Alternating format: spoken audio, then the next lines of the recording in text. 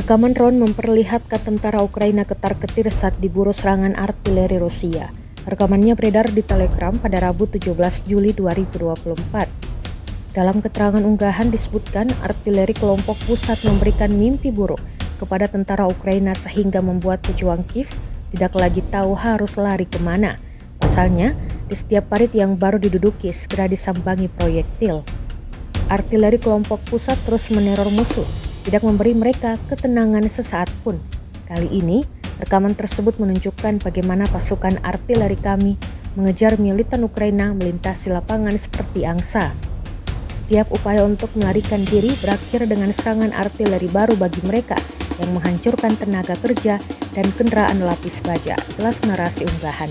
Akibat serangan ini, sejumlah tentara Ukraina menderita luka serius.